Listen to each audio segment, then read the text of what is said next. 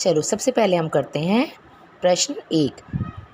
प्रश्न एक, निम्नलिखित प्रश्नों के उत्तर अपनी अभ्यास पुस्तिका में लिखिए। प्रश्न एक, क्या हर व्यक्ति या वस्तु का कोई नाम होता है? यस, हमने पहले भी पढ़ा था ना कि संज्ञा शब्द, जैसे हमने बात करी थी संज्ञा की, हर व्यक्ति का, हर वस्तु का कोई ना कोई नाम अवश्य होता है। बिना नाम के कोई वस्तु नहीं होती। ऐसा नहीं है ना आप कोई चीज़ पढ़िए, आप उसको कह दोगे ये उठा के लाओ।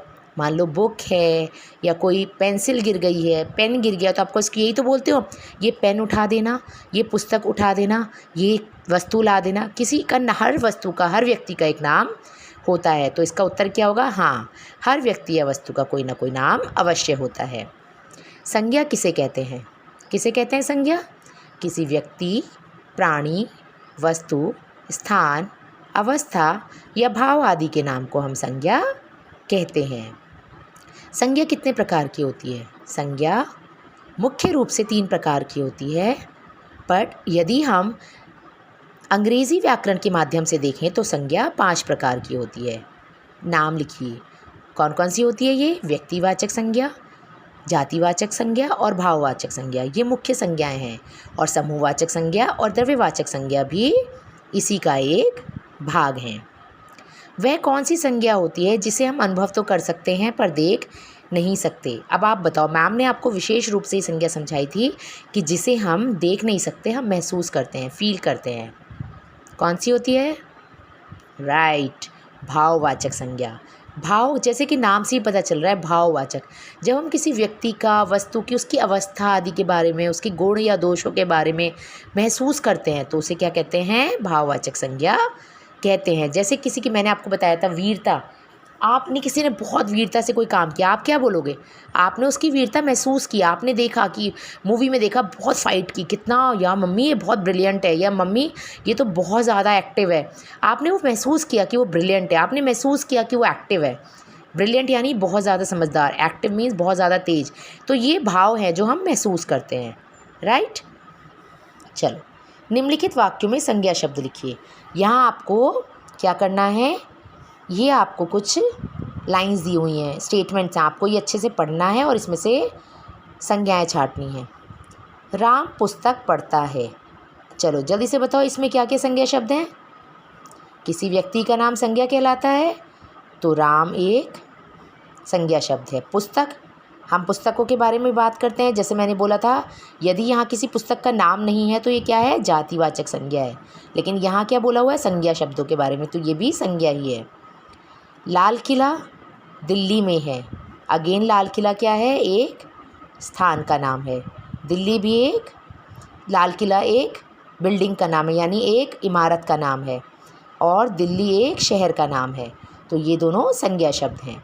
ईमानदारी का फल मीठा होता है। ईमानदारी, ईमानदारी क्या हो गई? भाववाचक संज्ञा। राइट, जिसे हम लोग महसूस कर सकते हैं, फील कर सकते हैं। का फल मीठा होता है। फल, फल अगेन क्या हुआ? मैंने बताया था ना आपको, फ्रूट्स हैं ये। फल एक वस्तु का नाम है, तो ये भी क्या है? संज्ञा है। भारतीय सैनिक वीरता से लड़ते हैं। इसमें क्या है? भारतीय, इंडियन, इंडियन यानी भारतीय में सभी, जातिवाचक संज्ञा, सारे भारतीयों के बारे में बात हो रही है। सैनिक भी क्या है? जातिवाचक, सभी सैनिकों के बारे में बात हो रही है, तो ये भी क्या है? एक संज्ञा शब्द है। और वीरता मैंने आपको बताया था, अभी पहले भी हमने बात की थी, भाववाचक संज्ञा, यानी किसी का भाव पता करना, तो ये भी क्या है? संज्ञा शब्द है। नेपाल हमारा पड़ोसी देश है। नेपाल, ये क्या है? एक, नेपाल क्या है? एक, क्या है बताओ? एक देश का नाम है। हमारा पड़ोसी देश है, देश का नाम है। यहाँ अगेन शब्द आया देश, तो देश में कोई एक विशेष देश का नाम दिया हुआ है नेपाल, लेकिन नेपाल यहाँ है तो ये क्या हो गया? व्यक्तिवाचक संज्ञा, एक विशेष देश का नाम, लेकिन यहाँ सिर्फ एक देश दिया हुआ है, तो ये क्या है? जातिवाचक संज्ञा है। ठीक है, तो ये दोनों क्या है? संज्ञा शब्द है। अब हम बात करेंगे प्रश्न 2 की, 3 की। लिखिए, 5 व्यक्तिवाचक संज्ञाएं, 5 जातिवाचक संज्ञाएं और 5 भाववाचक संज्ञाएं।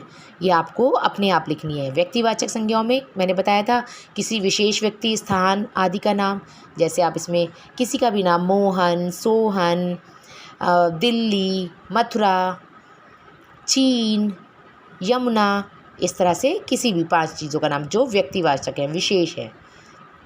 5 जातिवाचक जिनसे उनकी संपूर्ण जाति का भाव हो, जैसे पेन, पुस्तक, फल, गाड़ी, जानवर, कुछ भी हो सकता है। ऐसे 5 भाववाचक संज्ञाएं लिखनी है और जातिवाचक संज्ञाएं लिखनी है और 5 भाववाचक संज्ञाएं लिखनी है। भाववाचक संज्ञाएं जैसे वीरता, खुशी, दुख, और आप कह सकते हो सच्चाई, ईमानदारी, बेईमानी, ये सारी क्या हैं? भाववाचक संज्ञाएं हैं।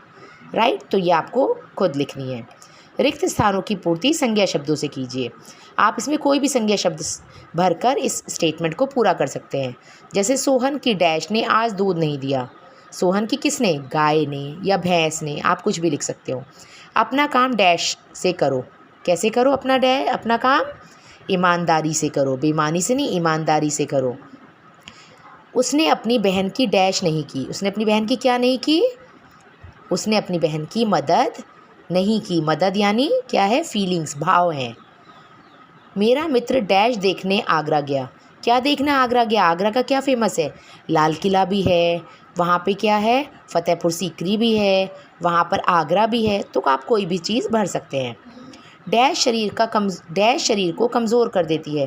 क्या शरीर को कमज़ोर कर देता है? रोग, किसी भी तरह की बीमारी शरीर को कमज़ोर कर देता है। बीमारी नहीं हो सकता, कमज़ोर कर देता है, क्योंकि रोग शरीर को कमज़ोर कर देता है। राइट, चलो अब नेक्स्ट क्वेश्चन देखते हैं। लिखिए 4 दिनों के नाम। कोई भी दिनों के नाम लिख सकते हो, सोमवार, बुधवार, शनिवार, इतवार। शहरों के नाम कोई भी अपनी चॉइस के, आगरा, दिल्ली, मथुरा, बरेली, बुलंदशहर, कुछ भी।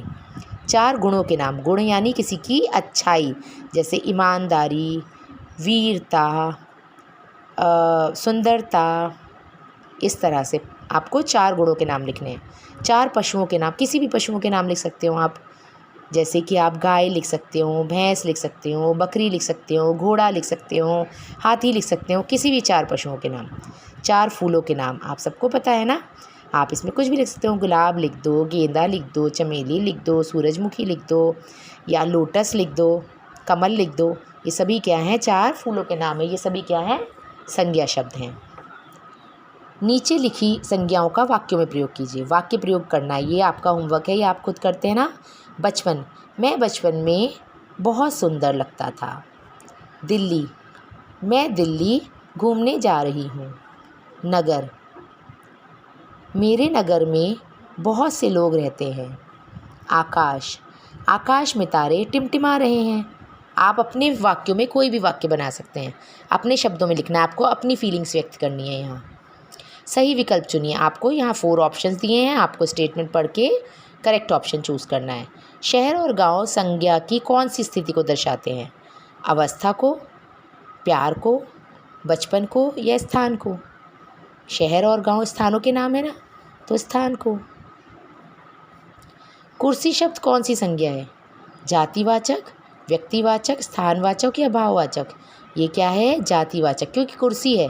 कुर्सी कोई भी हो सकती है, प्लास्टिक की, लोहे की, बुनी हुई, या फिर काली, नीली, पीली, कोई भी हो सकती है। तो उसकी संपूर्ण जाति का, यानी कोई भी कुर्सी हो सकती है, उसकी संपूर्ण जाति का बोध होता है। तो ये क्या है? जातिवाचक संज्ञा है।